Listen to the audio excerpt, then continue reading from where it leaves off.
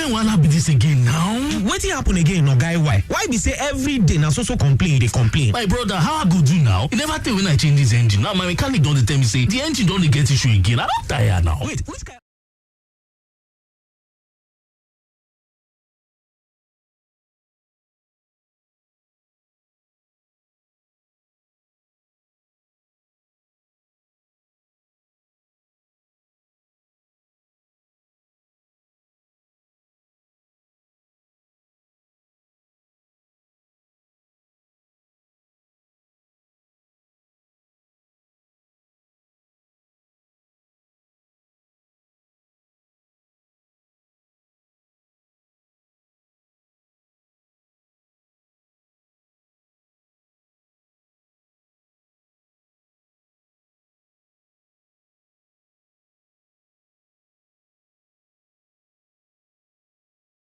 She will be helping you resolve your car issues. I'm only your shotgun rider, sure. Tokunbo is behind the wheels this beautiful Tuesday morning. So feel free to initiate your thoughts. Let's know what bothers you. Yes, Tokunbo, good morning. How are you today? I'm doing well. Good morning. Okay, it's nice to have you back. Thank you. So, as usual, let's have a rundown of your locations in Lagos. All right, we have a center located at Ayobo at number 1 Amule bus stop opposite Petrocam Gas, Ayobo. We also have a center at Ikeja. It's inside Corner 4 station opposite Correctional Center, Kudirat Abiolawe, Ikeja. We have the head office located at Ilupeju at plot 192 Agege Motor Road. It's off Ilupeju bypass beside Crystal Estate, Ilupeju, Lagos. If you want to buy any of our parts, we have engine oil, Polytron. We have engine oil 5W30 blended with Polytron, 5W20 blended with Polytron as well. Oil filters, brake pads, all branded AUTOMEDICS. You can call any of this number to get access to our product and services. 070-5672-5760, 070-5672-5760, or 080-8080-6686, 080-8080-6686.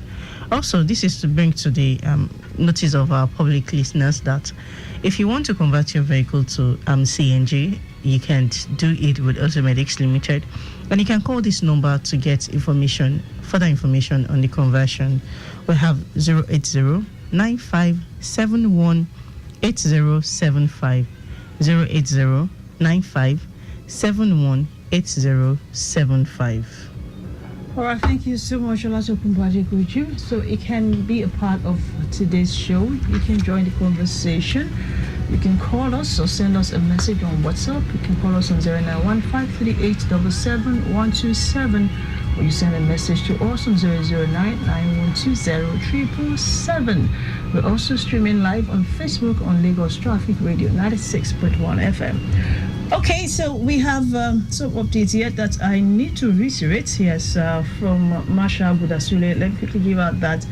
It says automobile allowance scene is good, and effect of turning activities of vehicles at Lawancing is minimal on traffic flow. Ogulano Junction with traffic lights alternating, and we have good movement to Randu Junction, and the return journey to Otuoba is good. Eric Moore in was Abibe Village down to Ikamu Bridge is good. Likewise, Chimo Ujutola, it's also a good one. We have good and fast movement from Eric Moore Junction to Body Thomas Junction. It was and out towards Babs and Imasham down to Joey, and the return journey is also looking good. It's good from Onile Gogoro to Masha Bridge down to Kilo. It was Nobi Street to Nuru to connect Neba. It's also appreciable. Sensors connecting Abonyi is good. Abonyi down to Adelabo and to Masha, and on the return journey is also looking good. All right, Ogulano to Sele Okota Link Bridge in was Sele service lane is also a good one, and connecting Oshodi Expressway is also in good order, no impediment at the moment. Okay, thank you, traffic managers, for doing a good job, and also from our live feeds, we have it good in most areas within the metropolis of Lagos Abeokuta Expressway, Lagos Ibadan is also looking good. We have it good on Oshodi Apapa Expressway as well, and also those connecting from Bagada, here Simozo Oshoki, and also connecting Third Mainland Bridge. You have it good. All right, Anthony is connecting Corona School, and all the way to Bagada. We have it good there too, so no record of impediment. And yes, things are looking quite good this morning. It's a breeze all the way within areas of our coverage here from our live screen. So just ensure you keep it within speed limits and obey all traffic diversion laws, obey all traffic rules, and try to remain on the good side of the law. All right, so let's get down to business this morning on AUTOMEDICS. So since we have Tokunbo in the building, she'll be taking us to the classroom. Right, it's a new year, and we're taking it simple, right? We're taking it easy right now for those who have vehicles. We're trying to give them the basic knowledge, about vehicle maintenance. We want to start from the scratch because it's a new year and we want people to get things right. Some of those things we actually ignore. Some of those things will count as trivial. And so little foxes actually creeping to the barn to destroy them. Those little things that we just underestimate, they end up becoming, monsters later on in the year, if not quickly attended to. So that's why we are taking it from, we're taking it from, the scratch. Yes, we want to just do things as it comes. So, yesterday we started the conversation, concerning, vehicle maintenance, fundamentals about maintaining your cars. So Tokunbo was able to really educate us, and she mentioned something that anytime you get maybe a check light on your cluster, or you have this service soon required, you're meant to run a scan on that vehicle, all right? And apart from running a scan on the vehicle, and since we are putting a spotlight on this morning, just talking about the scanning now, we want to also look at the various components in the vehicle that are actually scannable, because sometimes they actually tell us that some things or some components are not scannable. Some are scannable. We have the electrical components and we have the mechanical components. So we want to look at those ones we can actually scan, why we can scan them, and why we cannot scan some of them. You understand? Okay. So, and the telltale signs that these things are the way they are. So Tokunbo is going to take us to the classroom this morning, but in the meantime, you can still keep your questions coming. You can send your question as a WhatsApp message. You can also call into the studio. You can make a contribution if you are a mechanic, if you're a DIY, if you have anything to say regarding automobiles, just feel free to do that. This video for Tuesday morning. So Tokunbo, let's get down to business. All right. So if we're talking about scanning vehicle and the components that can be scanned and the ones that cannot be scanned. Yeah. Well, basically, we should know that trying to scan a vehicle is more of an electrical or an electronic process. Okay. That means it takes you to have a wired connection to your vehicle. Yes. And that's what will make you pull out information. And so for you to be able to scan a component, it means that that component is connected to one way or the other to the electronic control unit, or has a connection one way or the other to the electronic control unit. And that's why you can be able to scan the component. And so when you put your scanner on the vehicle and you run a scan on the vehicle, the fault codes you pull out would be relating to any of those systems.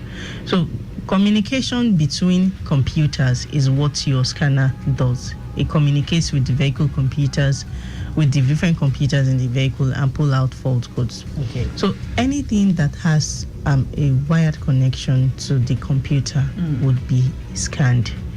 Things like your sensors, some of the some systems around that takes computer feeds would also be able to be scanned. Okay.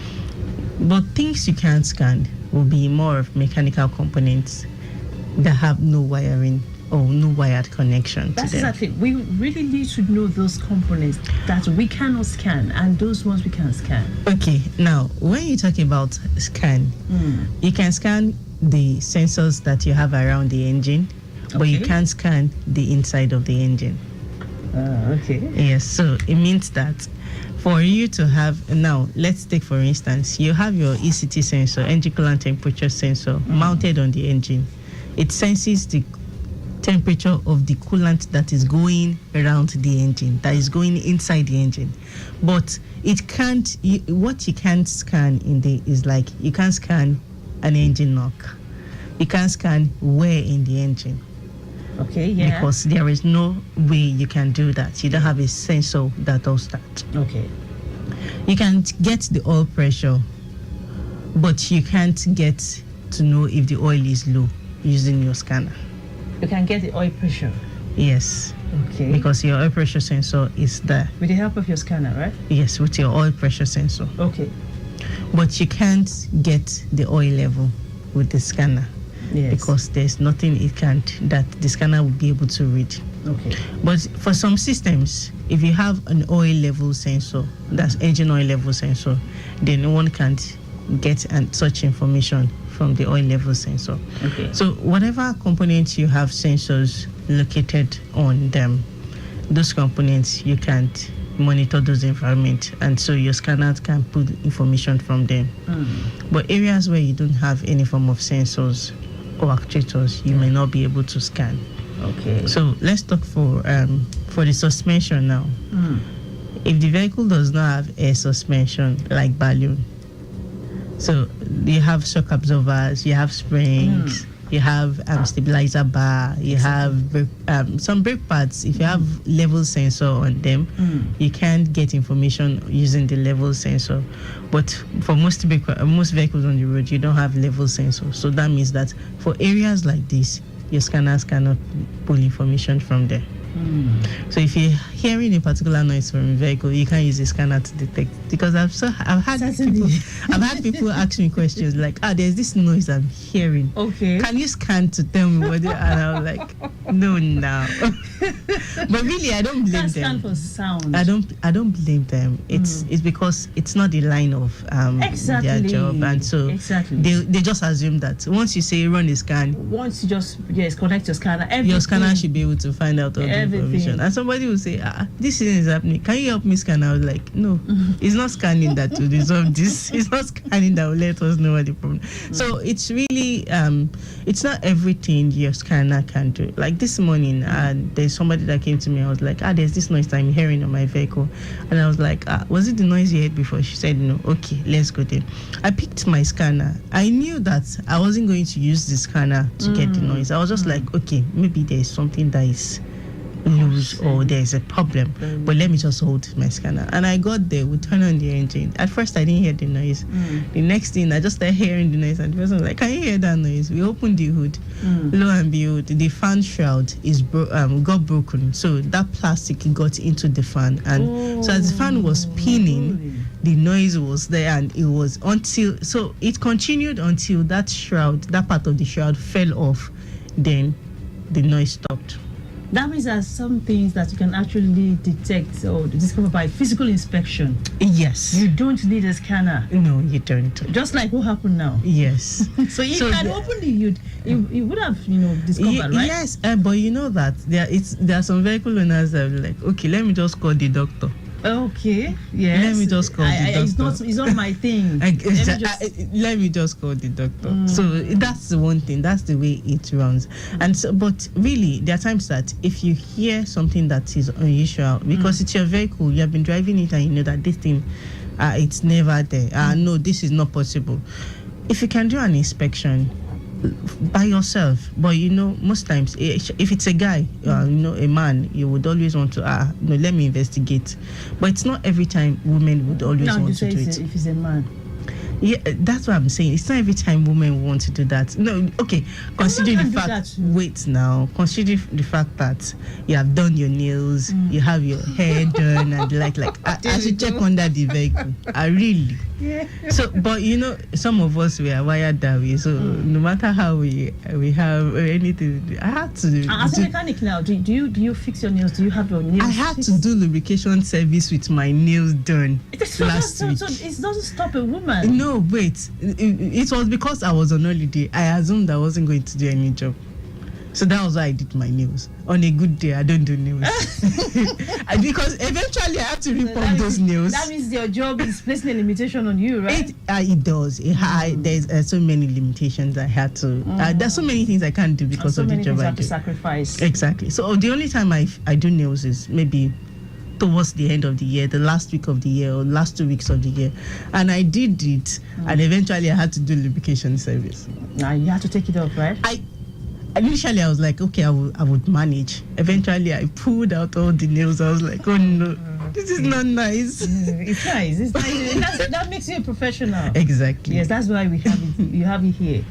Sure. Doing your things. Mm-hmm. Okay.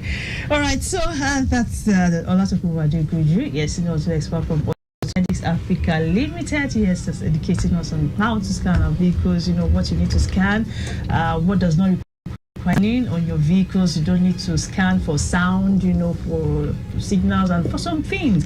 Well, it's actually good. You can always contact your mechanic if you have issues. If you know you cannot carry out an inspection on that car, feel free to also connect with a mechanic.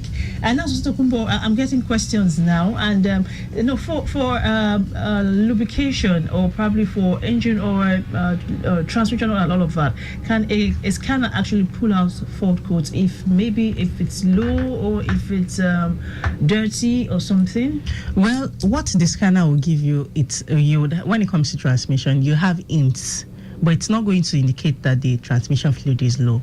The hints you will have is because in the transmission now, the automatic transmission, the solenoids, the shift solenoids, they work with the actively as they should. Okay. And so the computer is going to put out fault codes in relation to those shift solenoids, the electrical components or electronic components. And so when the computer puts out fault codes relating to this component, then you can deduce that, okay, it's possible that the transmission fluid is low. And that's why the computer would not tell you that the transmission fluid level is low. It will just point to a shift solenoid. And the same thing happens in the engine for vehicles that use variable valve timing. Now, these VVT solenoids also work with engine oil.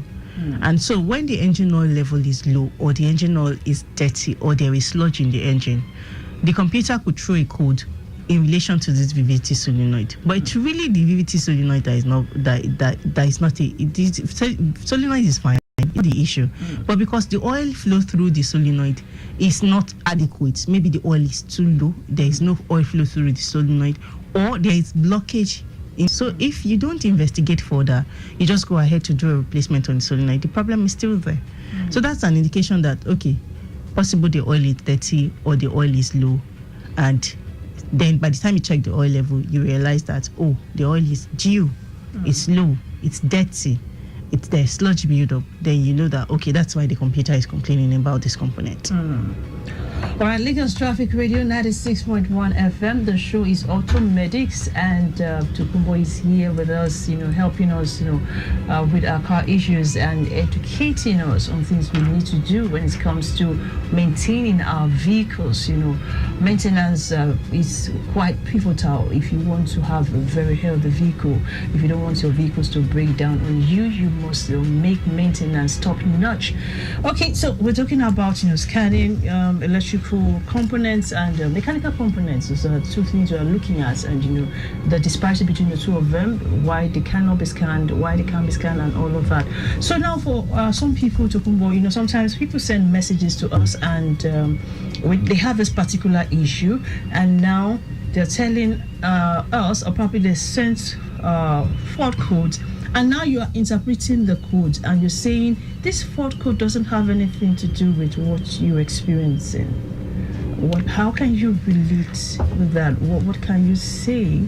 Yes, when fault codes are being generated and it's not relating to the problem being experienced. Exactly. Okay, and there are times that one would already have maybe a fault code already. Maybe the check light had been on. Okay, and probably the vehicle then start to experience there's a malfunction in the vehicle, and the vehicle is experiencing maybe a loss of power or something, and the person will be like, okay, because now I'm experiencing this problem, let me run a scan. But the fault code you have it's been there even when the vehicle's drivability was very good. The only thing is that maybe that fault code is causing the vehicle to have maybe poor fuel economy, but which it's not really affecting you because you have always bought the same amount of fuel since the check light is on. And so that's why you didn't notice. Now let's take for instance for the case that let me refer back to the vehicle I checked this morning. Now the vehicle had already had fault codes relating to evap system, that's the charcoal canister, the vacuum pump and all.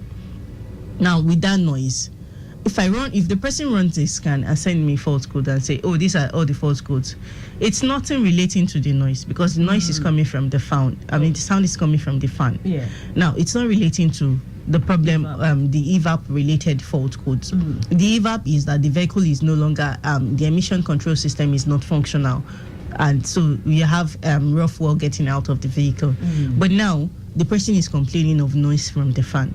So it's not a relating problem, but the fact that this fault code has been there since it wasn't treated. That's it. But now another problem is now causing a significant change on the vehicle is there, and the person runs a scan and sends and say, oh, this is what I'm experiencing, this is symptom I'm experiencing, but these are the fault codes I have.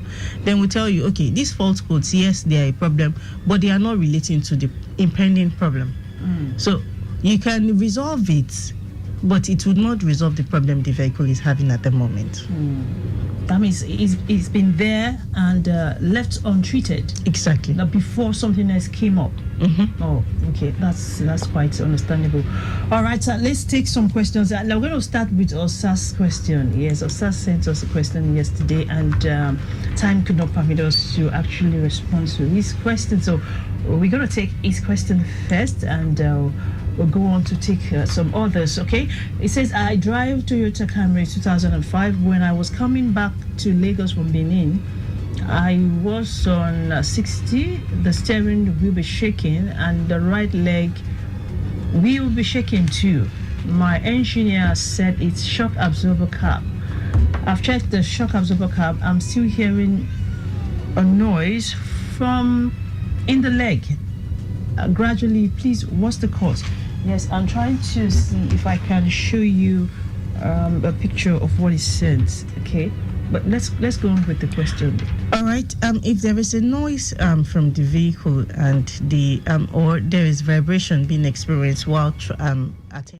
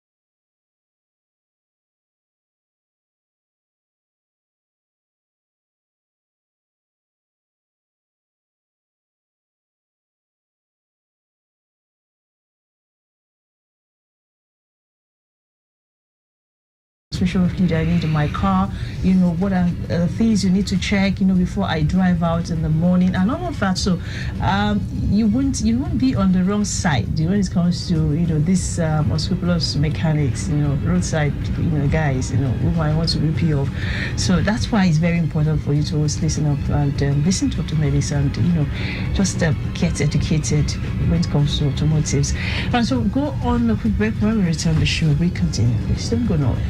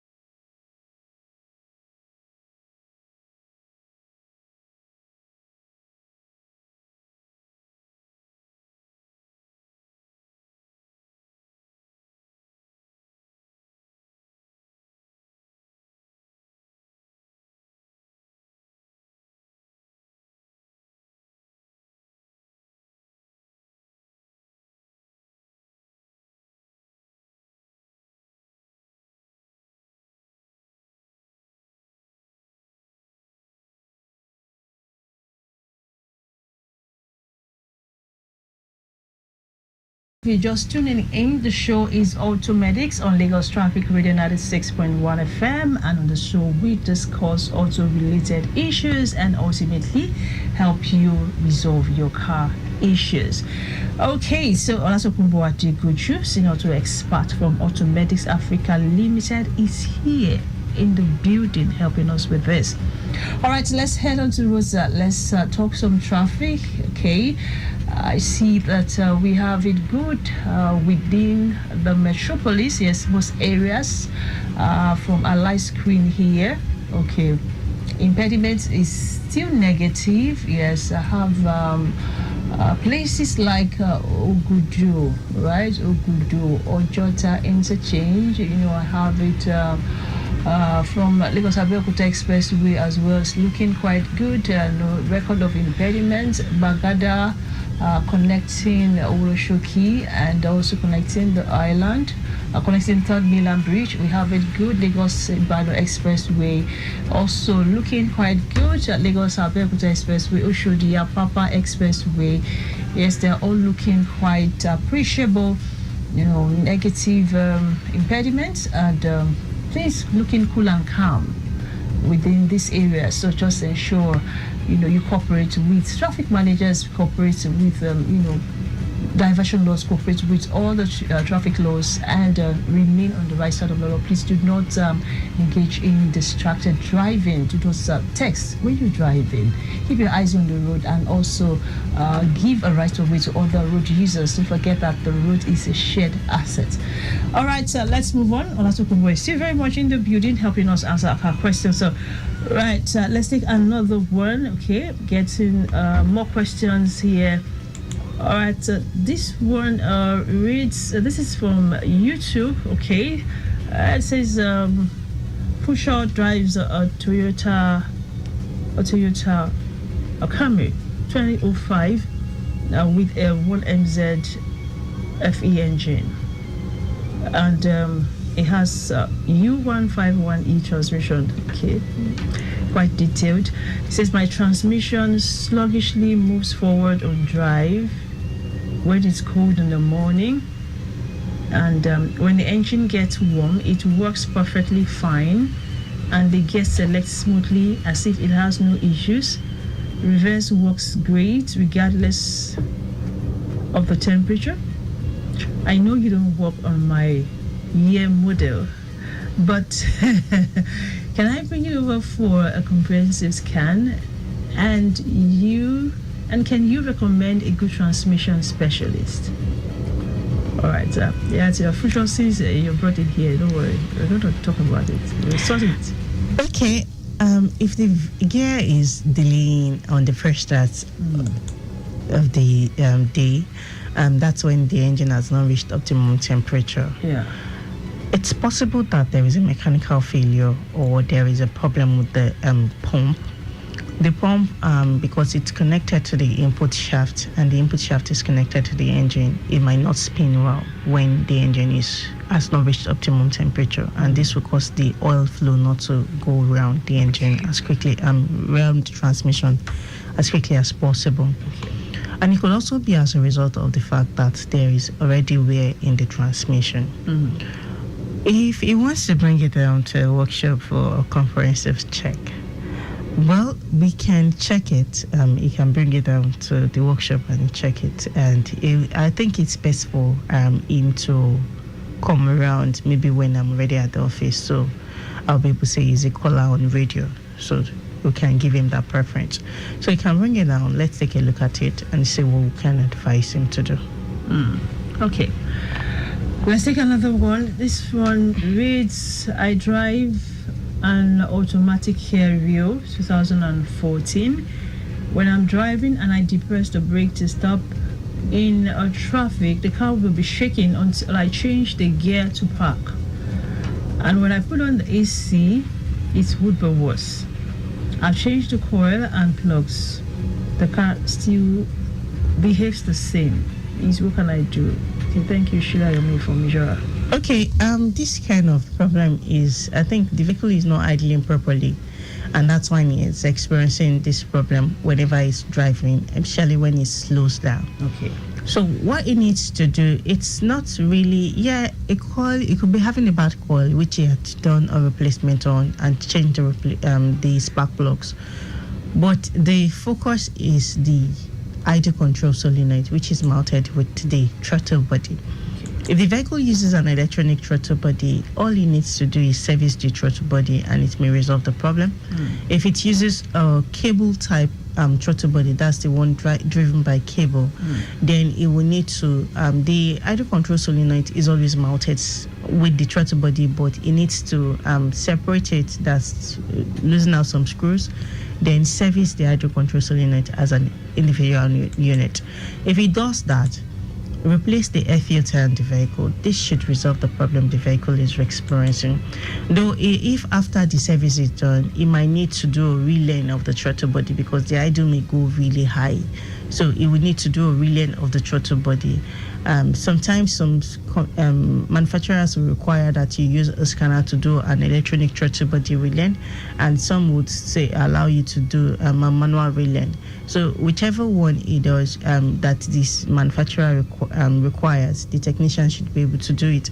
If it's the throttle body driven by cable, it might just need to do some adjustment on the throttle body, and that should resolve the problem. All right.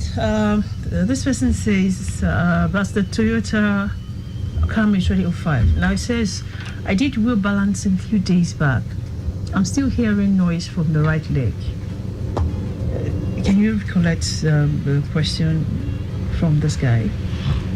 No. Yes, that's the one that says when he was coming from Benin, and whenever the okay, that talks about steering shaking.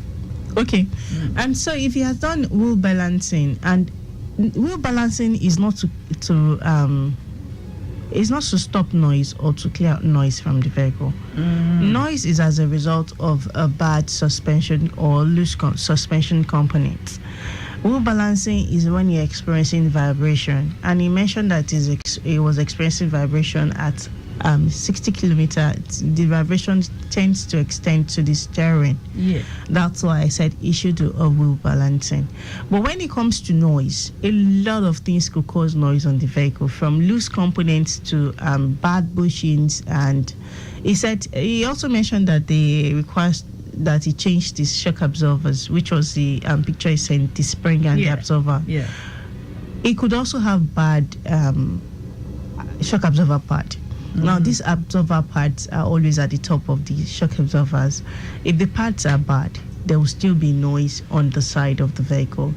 If it has if it has worn out lower arm bushing, or it has loose stabilizer linkage or bad stabilizer linkage, it will be noisy on the vehicle. So he wants his technician to inspect the components one after the other to see if he has any loose component or any bad bushing. If he has worn out bushings, that would also cause noise in his vehicle. Okay.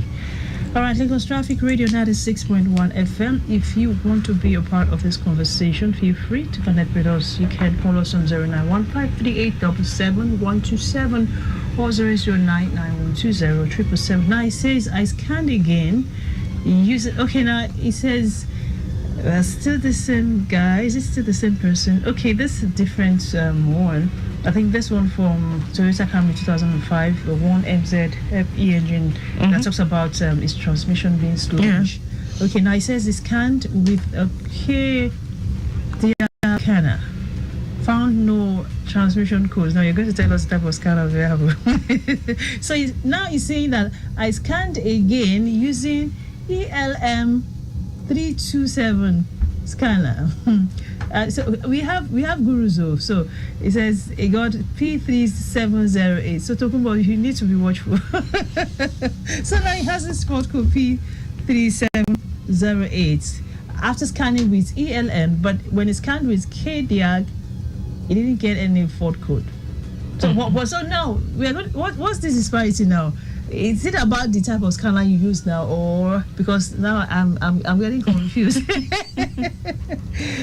Okay, I think we should just deal with the fault code first, right? Yes. 3708, Toyota Camry 2005. Okay, I want to look up the code. So I take it away. All right, and we have another question here that has to do with fault codes as well. So we have 4 codes to deal with here. Did you get copy 3708? I'm trying to see. Okay. In the meantime, let's quickly take this update from our traffic managers. This one says the earlier reported broken down vehicle at Iyano Ikpaja has been towed off the road and normalcy has been restored to the bridge. Okay, so now we have an incident report from my 12 of a broken down 40 feet loaded container. It's having a shaft problem and it's underneath my 12 bridge in what's the service lane. Effort is on to get it off the road, and we have our officers doing the needful. So for those trying to make use of that stretcher, you need to look out for that and be cautious as you drive. My 12, all right, underneath the bridge was the service lane, so there is an impediment there. So just be cautious and careful as you drive. So we're still having it good, yes, within the metropolis. From what I can see here from our live screen. All right, I see also Ogudu is looking quite good. Ogudu connecting Ojota, we have it good. All right, we have it good as well. Yes, for those trying to connect Corona Loop from Anthony. That's if you're connecting from Anthony, going through that Corona Loop, connecting Bagada. It says we have it good here from our live screen. Okay. And we also have it good on Lagos Ibadan Expressway, precisely those trying to connect through Tokunbo Way. Okay, we have it good there, just some bit of delays that's emanating from the traffic signal lights, so just be cautious and also be patient. Okay, and Oshodi Apapa Expressway is also looking good. Yes, impediment remains negative on this stretch as well. All right, just ensure you stay on the right side of the law. Yeah, it's a new year, so let's start the year on a good note. That's it. Okay, so Tokunbo. Well, I didn't find any information on the fault code. I think the P3708. I think I would advise that is double check the first codes, because I have checked. Or maybe I will check the workshop manual at the office. But from all the apps that I've gone through, I'm not seeing any fault codes relating to this particular fault code. Okay. So I would advise you double check the fault code and see if it's sending the right code to us. Or I will also try to check the workshop manual and see if there is a code like that. Okay. Okay, so we have this one. We have this question here from someone. It's sent about 45 codes now. He drives a Toyota Avalon 2003. And well, it didn't tell us what's actually wrong with the car, but it sends P0016, that fault codes P0016, P0135, P0155. Are you taking it down? Yeah. Okay. P0330. And okay, P0016, that's a repetition. We have that already. So just for fault codes here: P0016, P0135, P0155, and P0330. Okay. So the P0155 is pointing towards 135 and 155. They are pointing towards the auto sensor. Okay. I just need to find out which particular auto sensor. Okay, 135 is auto sensor, circuit malfunction, bank 1 sensor 1. And that's bank 1 sensor 1. Then the 155 is talking about the auto sensor, circuit bank 2 sensor 1. Yeah. So the two sensors that monitors the air and fog that is being burned in the engine on both banks are being complained of by the computer. So it's possible that it may not be the sensors that are bad. It could be that for some systems you'd have fuses that control the sensors. Okay. So a bad fuse could be the problem. So all he needs to do is have his technician inspect the fuse. Okay. And see if the fuel fuse is not out. The fuse is out, a replacement should resolve the problem. But if the fuse is fine and the problem is still there, they should check to see if the connectors on the sensors are not out. If they don't have the connectors out, if the connectors are out, then reconnecting it should resolve the problem. Okay. It could also be as a result of bad sensors eventually. But start with the fuse, check the connectors, then check the sensor. Then the other fault codes we have P0 330. Yes, okay, 330. It's pointing towards, I think that should be a NOx sensor related code. Okay, yeah, NOx sensor 2 circuit malfunction bank 2. So the NOx sensor could be disconnected, could be bad, could be that the area the NOx sensor is maybe the NOx sensor is broken. So it needs to check to see why this NOx sensor is being complained about by the vehicle. Then the last code is P0016. So the P0016 is pointing towards the camshaft correlation. Okay. One sensor in. All right. Well, in this case now, this could be it's possible that the engine is not opened up, but it's possible that the timing chain has stretched, or the timing chain has kept a truth. That's why the computer is complaining, because correlation has to do with timing. Yeah. So if you're having a correlation fault code, it's possible that there is a timing related problem. If the engine is not opening up, it's just be that maybe because of the age of the vehicle, the timing chain is stretched. And so that's why the timing, is it about the timing chain or timing as to when it's going to open or when it's going to close or something? You know what the timing is it's the timing chain or belt. It's more like it helps to synchronize the movement of the crankshaft and the camshaft. Because the crankshaft is the one that carries the pistons, and the camshaft is what opens the valves. Okay. So the valves have to open at the right time for mixture of air and fuel to get into the combustion chamber. Okay. The pistons has to go up and down at the right time for the mixture to be compressed. Now, they don't have to move at different times. What I mean is that for some engines, the piston, at the time the valve is opening, the piston shouldn't be going up. If the piston should go off at the time the valve is opening, the valve will be opening of the valve goes inwards and the piston coming upward. Means that there could be a jam. So if the piston and the valve should jam, the piston is bigger than the valve, so the valve will bend, and this will cause the vehicle to misfire and lose power. So that's why the timing has to be right. Oh yeah. Nice, I see. So if the timing is off, the computer will complain about it. But now, the reason why there is no problem now is that the timing is just off a bit. Oh, If it's too off, the vehicle may not start. Yeah.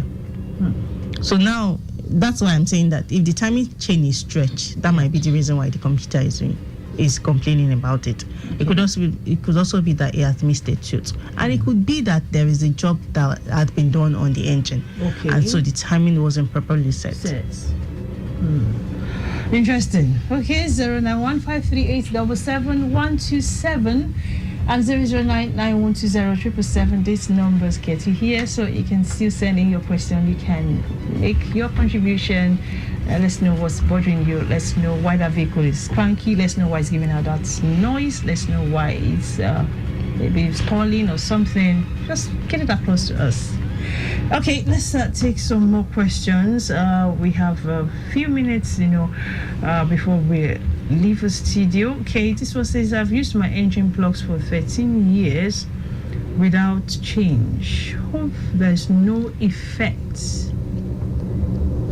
13 good years. If you ask this person now, it's possible that you bought the vehicle brand new. Oh, really? Yeah, it's possible. And it can only work for a new car. No, really. Most times when you have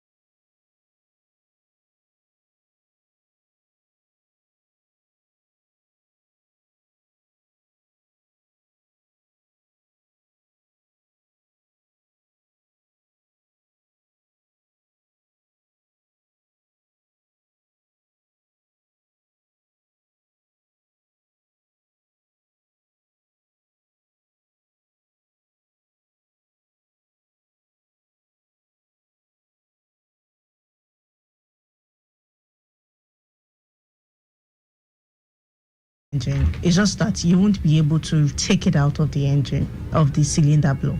Because so that's broken. It's broken halfway. So the part that is broken will be the top part. So it won't have access into the engine because the other part is still covering that opening. So what would happen is just that you will need to take out the cylinder head. Now the cylinder head being out means that you would have to replace the head gasket because you won't leave that old head gasket in place.